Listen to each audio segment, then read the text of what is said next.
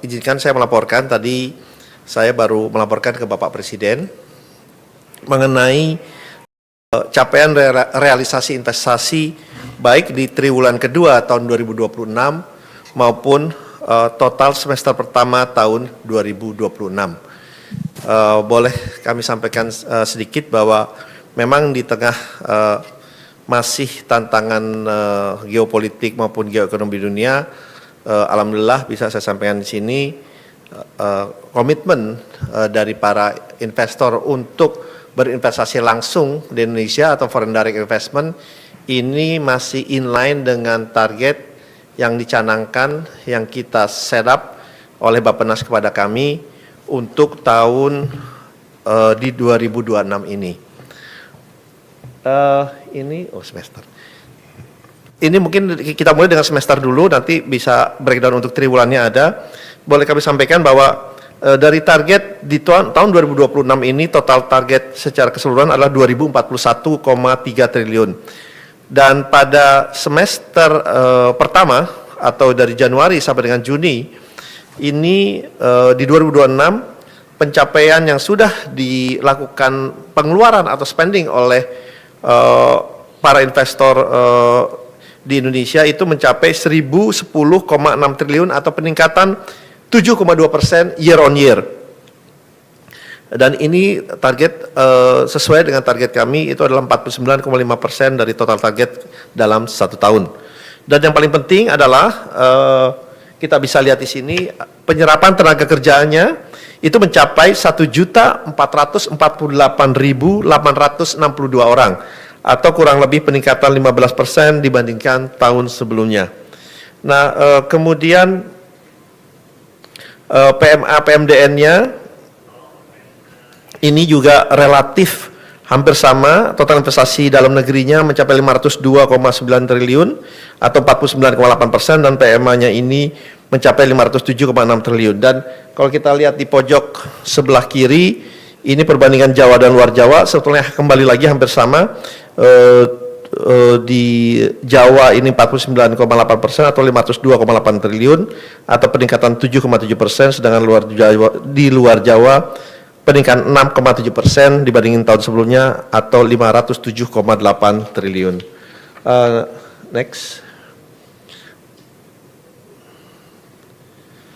Ini adalah breakdown dari penanaman modal asing maupun dalam negeri yang berinvestasi di berbagai provinsi Indonesia, walaupun kami tentunya mempunyai data yang lengkap, yang akurat dari seluruh 38 provinsi, tapi yang kami tampilkan adalah 5 besar. Dalam kesempatan ini, untuk totalnya memang gabungan antara PMA dan PMDN itu DKI Jakarta masih menduduki tempat pertama, 17,2%, kemudian diikuti oleh Jawa Barat 138,1 triliun, Jawa Timur 72,7 triliun, Sulawesi Tengah 68,7 triliun, dan Banten 66,3 triliun. Tetapi kalau kita lihat memang dari segi PMA ada 3 daerah yang berasal dari luar Jawa, Sulawesi Tengah, Maluku Utara, dan Kepulauan Riau, karena memang ini investasi banyak di bidang minerals ya. Kemudian juga di penanaman modal dalam negerinya ini kalau bisa dilihat langsung ya, urutan pertama adalah DKI Jakarta dengan 106,5 triliun atau 21,2%, diikuti oleh Jawa Barat, Jawa Timur, Banten, dan Nusa Tenggara Barat. Next. Kemudian ini adalah 5 besar subsektor realisasi investasi PMA dan PMDN di semester pertama. Ini saya cepat saja, kurang lebih di industri logam dasar, barang logam bukan mesin dan peralatannya kurang lebih 150,4 triliun atau 14,9%. Jasa lainnya ini lebih banyak di data center, itu kurang lebih 114 triliun atau 11,3%. Pertambangan 105 triliun, kemudian transportasi, gudang, telekomunikasi kurang lebih 10,2%. Dan ini perumahan kawasan industri dan perkantoran 85,5% atau 8,5%. Next, ini setelahnya hanyalah breakdown dari yang sebelumnya, baik antara PMA maupun PMDN. Mungkin saya tidak bacakan satu persatu. tetapi ini adalah totalnya investasi yang masuk di berbagai bidang yang tadi saya sampaikan. Next. Nah, ini negara 5 besarnya, memang Singapura dalam 10 tahun terakhir ini masih memegang perannya sebagai investor nomor terbesar di Indonesia. Singapura kurang lebih 8,8 miliar dolar, kemudian diikuti oleh Hong Kong 7,8 miliar dolar, Tiongkok 3,9 miliar dolar, Jepang 1,9 miliar dolar, Amerika Serikat 1,7 miliar dolar. Tetapi sebetulnya terjadi pergeseran sedikit di kuarter kedua ini, mungkin saya agak lompat sedikit, karena investor terbesar kita itu justru adalah Hong Kong di kuarter pertama, di kuarter kedua, mohon maaf, di kuarter keduanya itu adalah Hong Kong. Nanti mungkin itu kurang lebih 5,5 miliar, baru diikuti oleh Singapura, Tiongkok, Jepang, dan Malaysia. Tapi secara overall di semester pertama ini masih ditempati oleh Singapura. Dan ini kita mengangkat sedikit mengenai hilirisasi karena rata-rata total kontribusi investasi di bidang hilirisasi ini mencapai hampir 30% atau 29,7%. Peningkatan 6,9% dibandingkan tahun sebelumnya.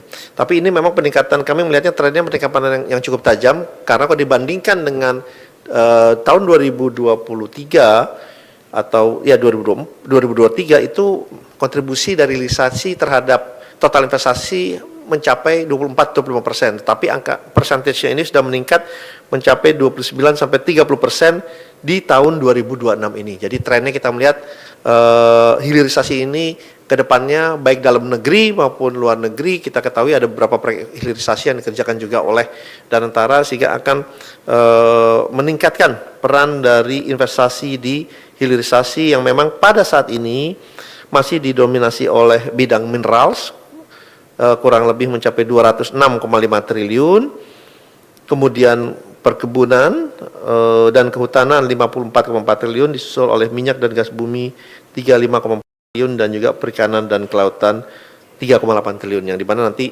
kita juga akan mendorong di bidang perkebunan dan kehutanan dan juga hilirisasi dari minyak dan gas bumi termasuk perikanan dan kelautan. Tapi memang kalau kita lihat sedikit, investasi di bidang hilirisasi ini didominasi justru memang di luar Jawa, ya. Di luar Jawa kurang lebih 75,7%, ini atau 227,3 triliun, dan dalam negeri ini juga investasinya kayak yang berhubungan dengan hilirisasi juga persentasenya sangat tinggi. Dalam negeri itu, mohon maaf, itu 87,3 triliun, sedangkan PMA-nya itu 212,8 triliun. Jadi kita ketahui ini lebih banyak di Maluku Utara, di Sulawesi, di NTB, dan lain-lainnya. Jadi ini yang bisa saya sampaikan berdasarkan semester pertama tahun 2026.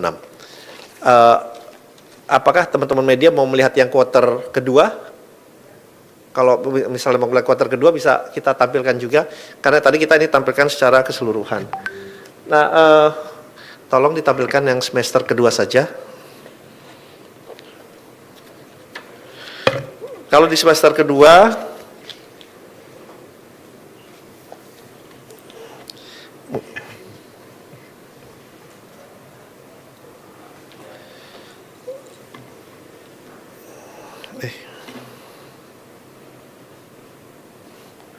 sudah ya? Belum ya?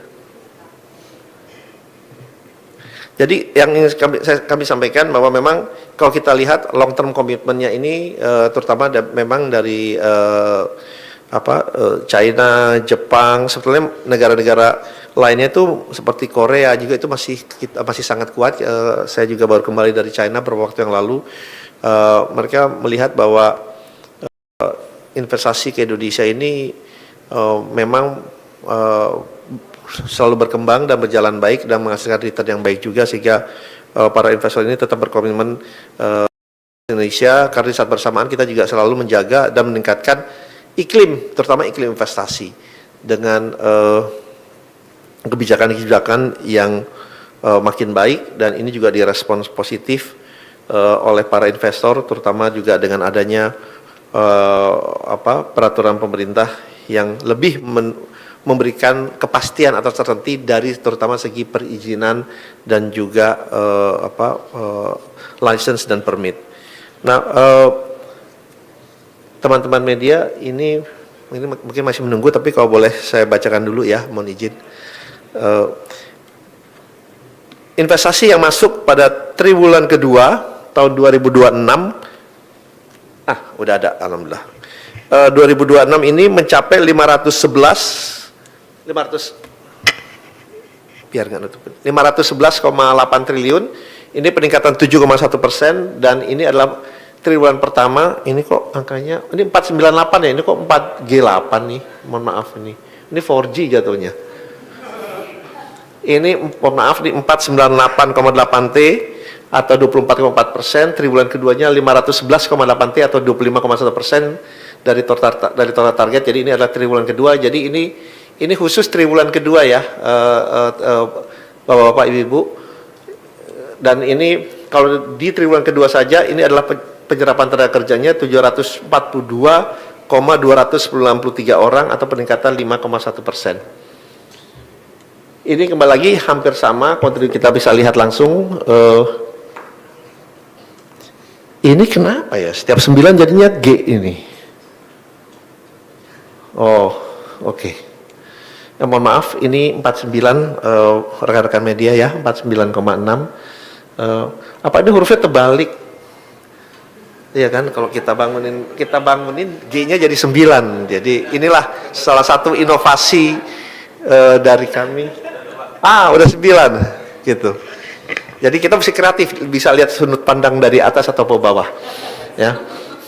Ini 49,6% dari PMDN kita dari dalam negeri, dan 50,4% itu dari PMA kita ya.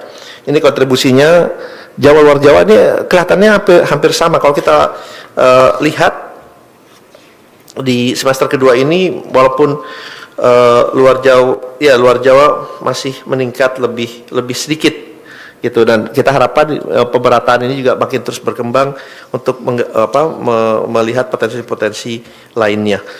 Next, kembali lagi ini juga sama penanaman modal PMA maupun dalam negerinya untuk kuartal kedua. Ini yang mungkin cukup menarik ya, ini ternyata saya mau garis bawahi yang PMA ini di Maluku Utara peningkatannya cukup tajam juga ini. Peningkatannya mereka di Maluku Utara menduduki tempat pertama, diikuti oleh DKI, Jawa Barat, Sulawesi Tengah, dan Jawa Timur. Jadi Maluku Utara menempati tingkat pertama dengan 39,5 triliun dari penanaman modal asing, diikuti angka-angka berikutnya ya, Sulawesi Tengah 34,4 triliun atau 13,3%. Ini PMDN-nya mungkin bisa, mohon maaf, bisa dilihat langsung angka-angkanya. Yang mungkin saya sebutkan yang DKI Jakarta 58,6 triliun, Jawa Barat 26,9 triliun, dan juga Jawa Timur 26,8 triliun. Next, ini 5 besar subsektornya, sama urutannya kurang lebih untuk kuartal ini. Dari industri logam dasar, barang logam dan bukan mesin dan peralatannya itu 81 triliun atau 15,8%, transportasi gudang dan telekomunikasi 57,3 triliun, pertambangan 53,1 triliun, jasa lainnya 9,7%, dan perdagangan dan reparasi 40,8 triliun. Next, kembali lagi ini breakdown-nya, bisa dilihat langsung. Mungkin saya tidak sebutkan satu persatu, mungkin yang saya sebutin hanya nomor satunya saja. Itu untuk PMA-nya 3,9 triliun dari industri logam dasar, barang logam bukan mesin dan peralatannya, dan PMD-nya itu transportasi, gudang, dan telekomunikasi. Next. Nah, ini yang saya sampaikan, ternyata dalam kuartal kedua ini untuk pertama kalinya dalam 10 tahun terakhir, China investasinya lebih agresif melalui Hong Kong, sehingga tempat pertama dari investasi di kuartal kedua ini ditempati oleh Hong Kong dengan 5,5 miliar, Singapura 4,2 miliar, Tiongkok 1,7 miliar, Jepang 0,9 miliar, dan Malaysia 0,7 miliar. Dan kita punya daftar lengkapnya, diikutin biasanya nih oleh Korea Selatan, kemudian oleh Netherlands, dan juga negara-negara lainnya. Next. Berikutnya kita highlight sekali lagi, karena Kementerian kami Investasi dan Hilirisasi, inilah investasi dari di bidang hilirisasi, angkanya untuk triwulan kedua 152,7 triliun atau peningkatan 5,7%, dan total realisasi investasinya ini hampir mencapai 30% atau 29,8% dari total realisasi investasi triwulan kedua di tahun 2026. Nah ini kalau kita lihat biasanya itu nikel, ya kan, selalu di nomor 1. Nah ini ada shifting nih, bauxite ini nomor 1. Biasanya kita tahu selalu nikel. Nah ini ada shifting bauxite karena memang ada beberapa pembangunan bauxite baik yang dilakukan oleh dalam negeri maupun luar negeri, sehingga bauxite ini untuk pertama kali juga mengambil tempat nomor 1 sesudah nikel. Tapi harapannya kita tetap ingin mendorong hilirisasi atau turunan dari kelapa sawit dan yang lain-lainnya, tetapi tidak berhenti, karena hilirisasi yang kita lakukan ini lebih banyak mungkin hilirisasi kalau kita bilang baru step pertama atau step kedua. Tetapi kalau nikel memang sudah hampir the whole ecosystem, tentunya yang berhubungan dengan EV battery, sampai dengan dari nikel ore, nikel sulfat, nikel matte, cathode, anode, kemudian cell battery, battery pack, kemudian recycle baterainya, kita sudah mempunyai the whole ekosistemnya. Nah, itu juga yang untuk kita ingin laksanakan untuk bauxite, juga turunan dari kelapa sawit dan karet, kayu, pasir silika dan yang lain-lainnya. Nah, karena kita melihat yang kita memang prioritaskan yang di mana memang ada di dalam blueprint kita yang mengenai hilirisasi, dan sudah kita mempunyai competitive advantage, misalnya dari banyaknya cadangan atau reserve yang kita punyai di Indonesia ini. Mungkin itu gambaran secara singkat. Tentunya kami akan lebih memberikan paparan lebih detail lagi, dan di BKPM nanti rencananya kita akan memberikan pemaparan lebih detail mengenai hasil realisasi investasi ini. Kami hanyalah paparan singkat yang kami sampaikan pada saat ini kepada Bapak-Bapak, Ibu, teman-teman media yang saya hormati. Mungkin itu yang bisa saya sampaikan. Terima kasih. Wassalamualaikum warahmatullahi wabarakatuh. Udah? Oh, ada pertanyaan? Oke. Selamat siang Pak Rosan, saya Dova dari Bloomberg Technos. Izin Pak, kan tadi kalau dari paparan realisasi investasi itu kan mengalami kenaikan ya di semester 1 dan per kuartal juga. Kalau boleh dijelasin itu alasan kenaikannya dari pandangan kementerian apa ya Pak? Sama mau minta elaborasi lagi soal yang Hong Kong jadi investor terbesar di kuartal 2 itu Pak. Apakah kementerian tahu alasannya kenapa, dan investor asal Hong Kong ini mayoritas itu investasinya di bidang atau subsektor apa ya Pak? Terima kasih. Oke, terima kasih.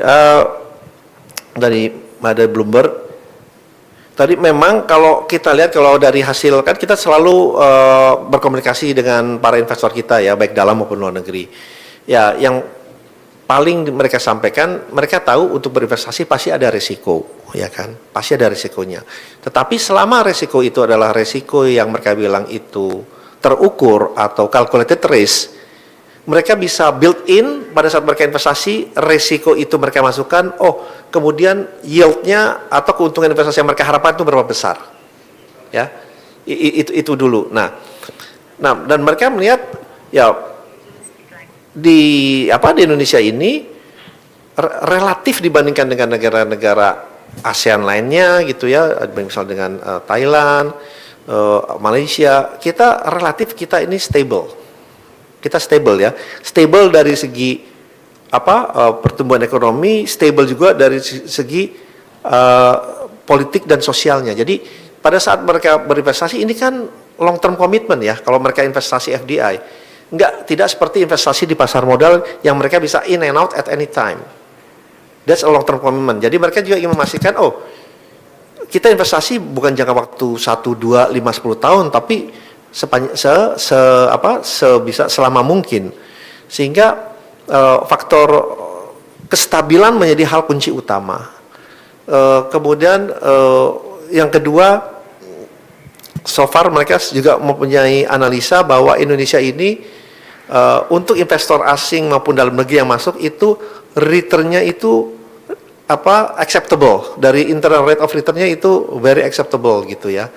Dan yang ketiga, mereka mengetahui bahwa pemerintah Indonesia itu kita mempunyai selalu effort untuk meningkatkan iklim investasinya dengan beberapa hal yang kita lakukan. Contohnya di bulan Oktober tahun lalu kita mengeluarkan peraturan pemerintah nomor 28 yang memberikan certainty atau mereduksi uncertainty dari segi perizinan, dan itu sangat diapresiasi oleh para asosiasi di luar negeri dan di dalam negeri, dan juga para potensial investor dan investor yang sudah ada, karena itu memberikan kepastian dari segi perizinan. Oh sekarang kalau mereka apply untuk izin A, mereka tahu misalnya ini 10 hari ya 10 hari izinnya keluar, minta 15 hari ya 15 hari izinnya keluar.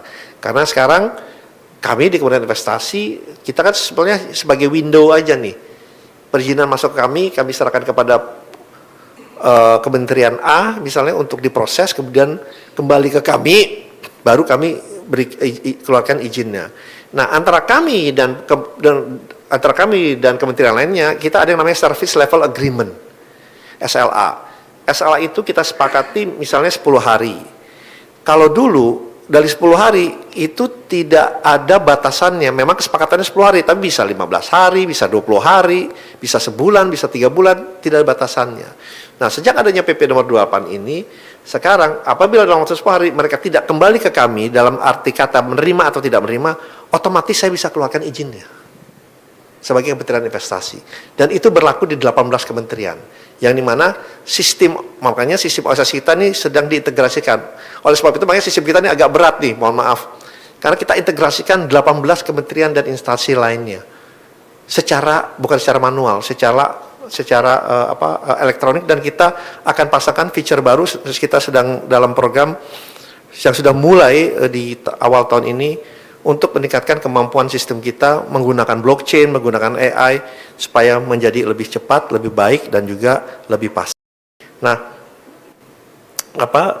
hal-hal itu yang kita sampaikan ke mereka, dan mereka melihat, oh ini memang kita effort kita untuk meningkatkan iklim investasi itu terus berjalan gitu, karena negara tetangga kita pun melakukan hal yang sama. Mereka juga keep reforming themselves in terms of policy and regulation juga. Nah, itu yang kita lakukan, dan arahan dari Bapak Presiden juga untuk mensimplify semua aturan-aturan yang menyulitkan gitu. Semua aturan-aturan yang justru mengikat kaki atau tangan kita sendiri. Nah, itu yang kita coba pilah-pilah, dan kita buang ego sektoral. Kita bicara duduk dengan semua kementerian maupun badan dan instansi lainnya, bagaimana nih kita sama-sama meningkatkan iklim atau investasi, iklim industri supaya menjadi lebih baik. Dan yang kedua, memang kita melakukan pencatatan itu dari negara terdaftar yang investasi ke kita.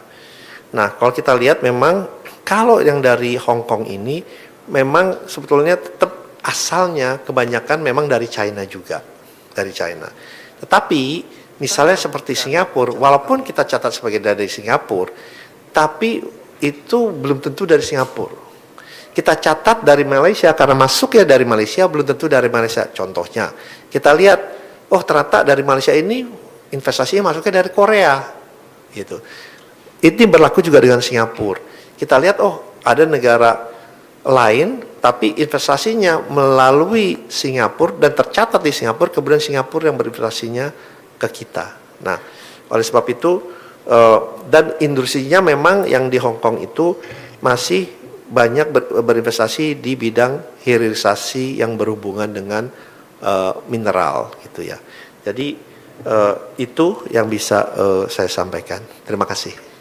Oke, kalau nggak ada lagi saya mengucapkan terima kasih kepada teman-teman media. Semoga nanti kalau ada yang meminta data, kami terbuka. Nanti saya juga dengan Pak Yuza, nanti saya akan kasih datanya secara detail untuk bisa disampaikan kepada teman-teman media. Terima kasih. Wassalamualaikum warahmatullahi wabarakatuh.